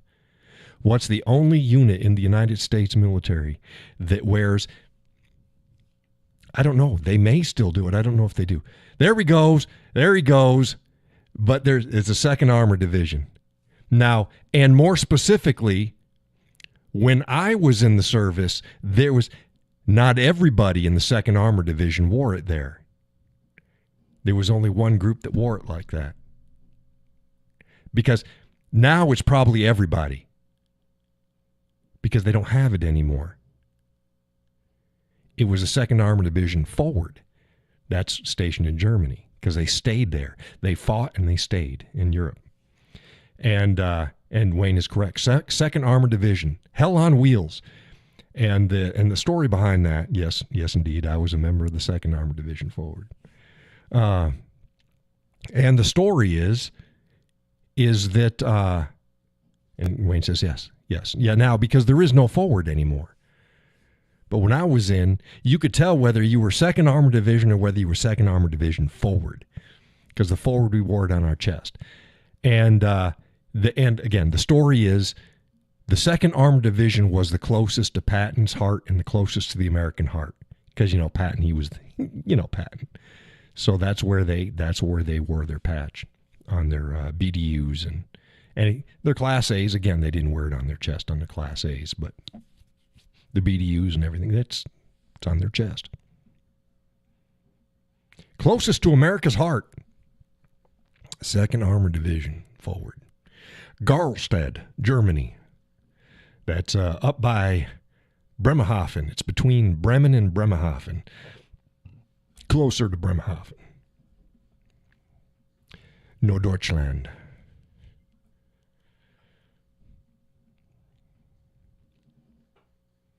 Yep. Now it's stationed in Germany twice. Once in Frankfurt and once in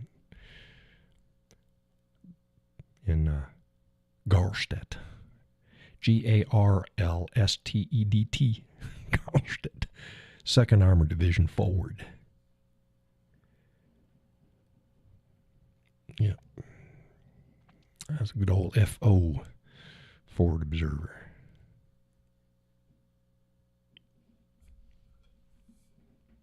Fun times. Come in drunk and get the damn jackrabbits the size of horses. Wayne said Stuttgart my first time and Würzburg the second. Yeah. Been there. Been there. Not stationed there. Been there. I remember rail loading all over Germany. It'd take you 2 to 3 days to get someplace that would take you maybe an hour or two to drive if you got on the Autobahn. Because we were always the last priority. Always the last priority. Go ahead and rail load them vehicles on there and tie them down and get on the train and sit and eat your pogey. Donna says my dad was in Hanau. Been there too. Hanau.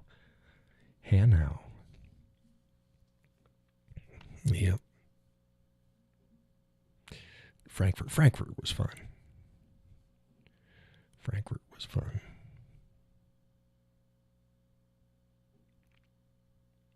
Lucius D. Clay Concern. Oh. They got the building, the Farben, Farben something or other. It was, used to be a medical and great zoo there, Frankfurt. Yeah. What the hell's the name of the place?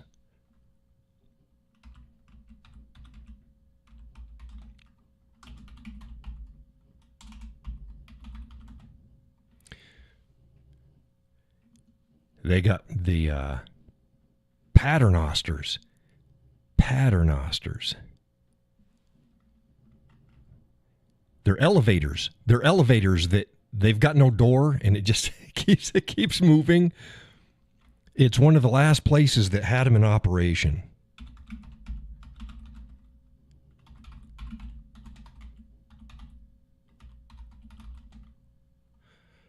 Bar Farben, right. Bar Farben building. These are the Paternosters. Take a look at this. This is pretty cool shit. This is a Paternoster elevator. It goes up,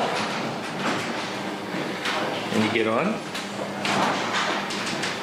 and then when you get to the top... Yeah, good night, Gus. Thank you for joining. IB Farben. There we go. IB Farben. The IB Farben building in Frankfurt, Germany. And they had these Paternosters. Look at this shit. What you'd do is you'd wait. You'd wait. And it made that sound. Now owned by the Johann. And you'd wait until the floor comes up. Even with yours, and you jump on, you can go down. And it'll tell you when the last floor is, and when the last floor is, you jump out. Or if you're going up, it tells you when you're in the 5th floor and you jump off. And it was also Eisenhower's headquarters immediately after the war. But during the war and before the war, it was built by I.G. Farben. And Zyklon B gas was developed in the laboratories here. But today, it's one of the few places in the world where you can go to ride what is called a Paternoster elevator. And what gets me is they didn't show people using the damn thing. But yeah, one side goes up, one side goes. So we jump on it, you jump up, and you go up, and you get to the 5th floor, and you jump out. Think of it like how you get on and off a escalator. Same idea, except you need to get off at the 5th floor. And the same that you wait and it comes down when you're level with the floor coming. You jump off, and you need to go back up. You go and you wait for it to come up, and the floor is almost level, and you step, and it's in there. It takes you right on up. Yeah, that's the I.G. Farben building. Yeah.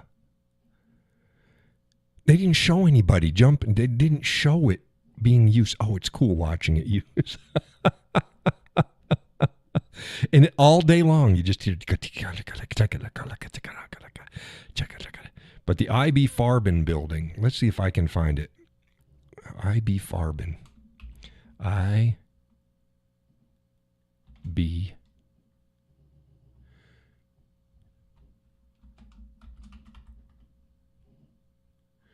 IB Farben. Building is a big building. And in the back, let's bring this up. And in the back, here it is from the front. Let's see here. Okay, here it is. Oh, you can see the whole thing here.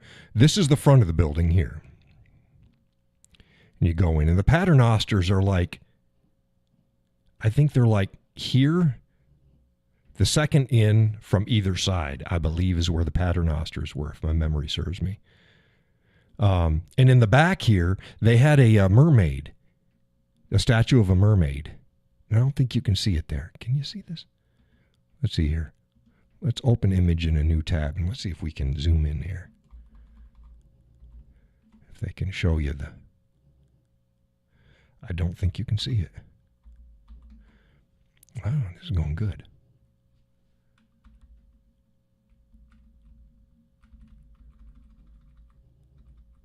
No, you can't see it, but right in here.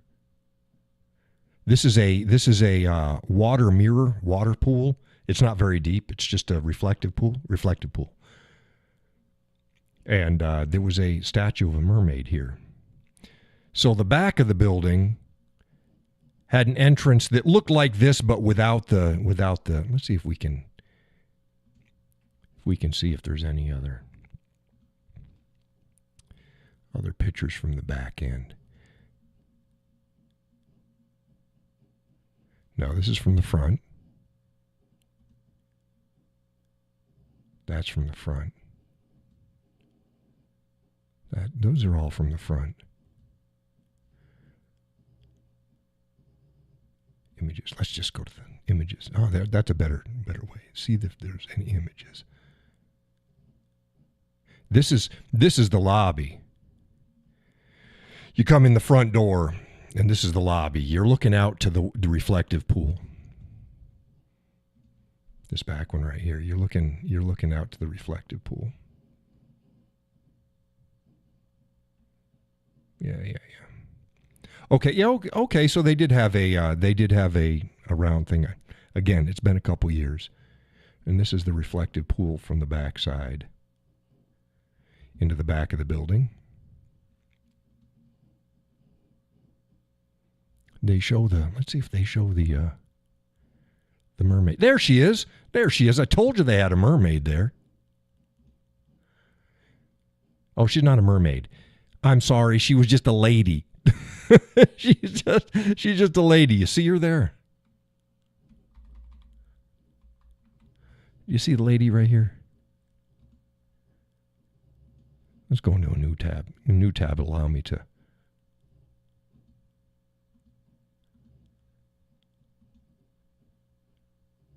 There she is. There she is. I don't know why I kept thinking it was a mermaid. But it's not. But see, she's a lady. I told you they had a lady. That's close enough. Wouldn't you say that's close enough to a mermaid?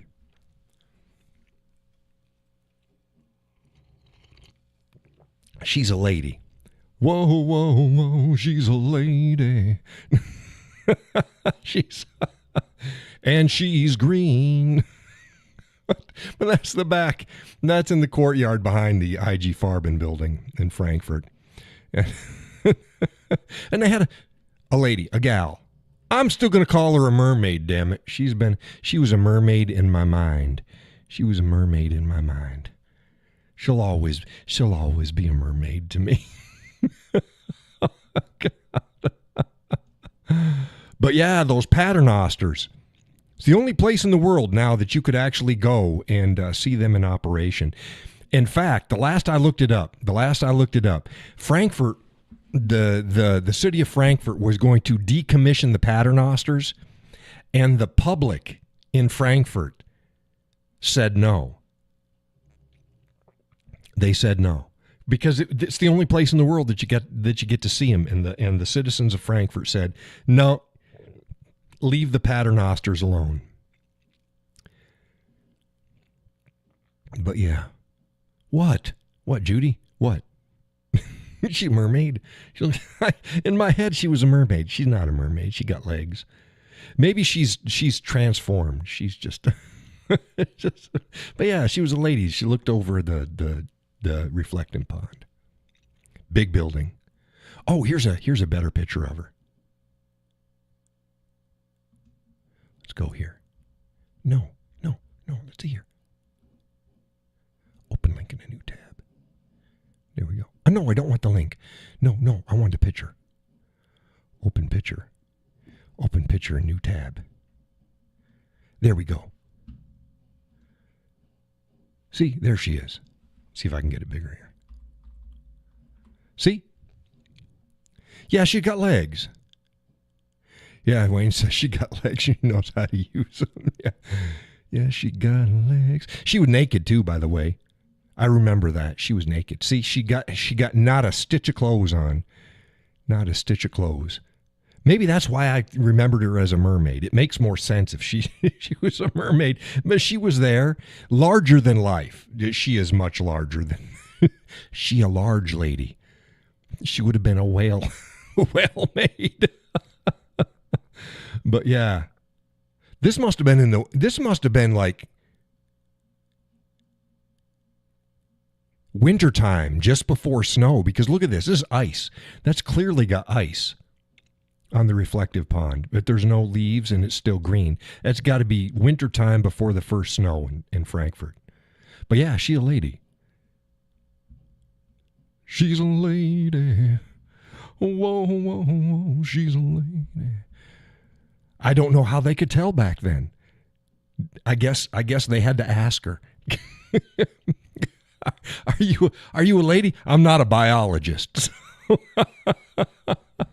That would explain why she's blue. Yeah, it's kind of bluish green. Yeah, well, because she, you know how it is. You know how it is. But, well, she wasn't that cold, Wayne, because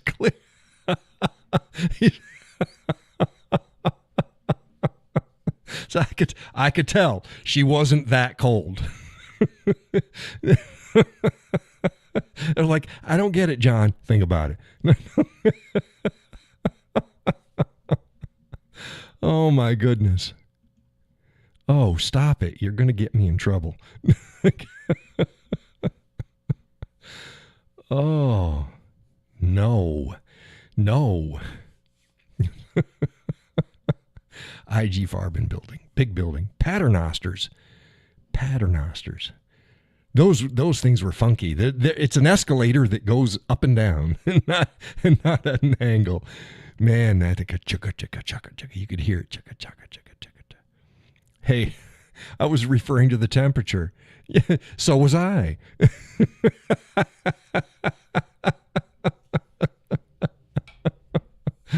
Oh, Wayne, you're going to get me in trouble. Stop it. Stop it. You're going to get me. They're going to demonetize my content. Like, John, your content isn't monetized. Here, shh, quiet. You're going to kick me off. Oh, yeah, what a conversation. What a conversation. We covered all sorts of stuff. Paternosters. That's pretty cool. Pretty cool stuff. Paternosters. Hop on. Hop off.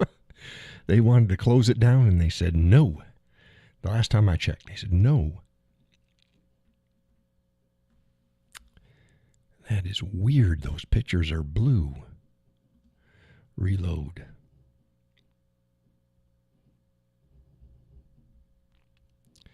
Scroll down and see what the colors are. They're blue. I'll be darned. By golly. Let me look at my original picture. Let me look at an original picture on here. Go like this. Go like this. By golly, it's blue on my original as well too, and it wasn't earlier. Wow. Judy says y'all don't know how much I needed those laughs. Well, I'm glad that you were able to laugh. Let's see what we got going on here. I got to close this out. Did Wayne send me something again? No, it's the same thing. There we go. Messages. Somebody else send me something. No, it was just Wayne. You know, it's Wayne's World. Yeah, I don't know why it's blue. I'm going to have to take that out. I do not like that picture. It wasn't blue. That's bad. Well, I'm sorry that you had a bad time there, Judy. It's good to be able to help people laugh, but when they needed to laugh, then it's usually something else. So I'm sorry. I am sorry about that. What'd I do? What'd I do? What did the cowboy do this time? Something. I did something. Oh, goodness.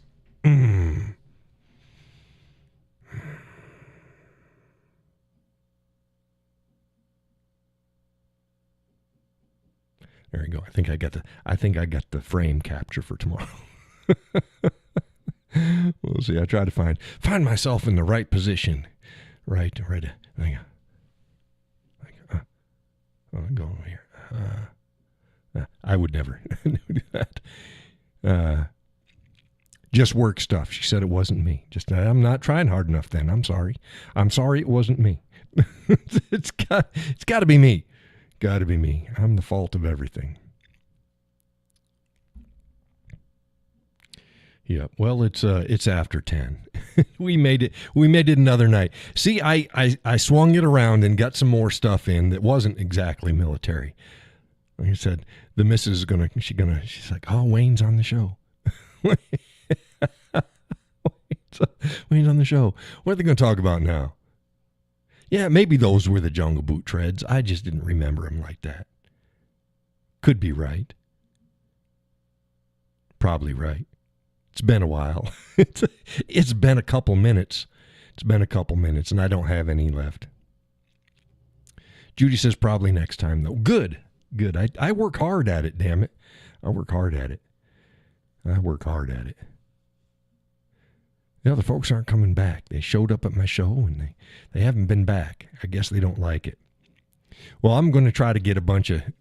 I got to figure out directions on things this coming year because I got to get the lights paid for.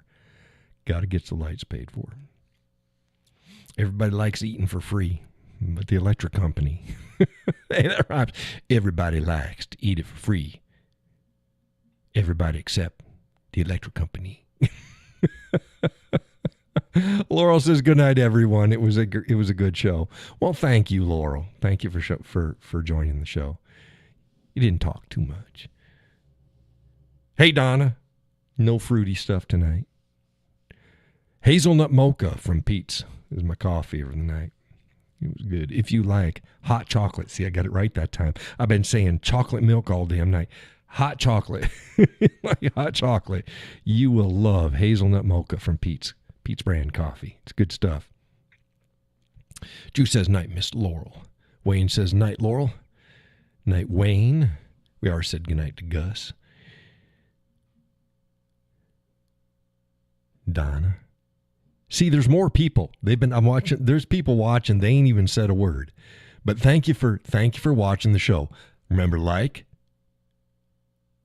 share. Nobody comes back after. It helps me if people come back after, the next day or whatever. Just go down the line and make a comment on all of my shows because your text doesn't make it into the comments underneath the videos. And good night, John, says Wayne. Yep. Night, Wayne, says Judy. So good night, everybody, and I will see you bright and early. Yeah, hit that like button. Tell folks to join the show.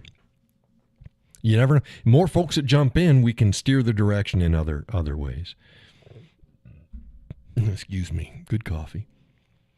But I'll be up bright and early tomorrow putting out some stuff for y'all. Old Pirate Bourbon, cheers.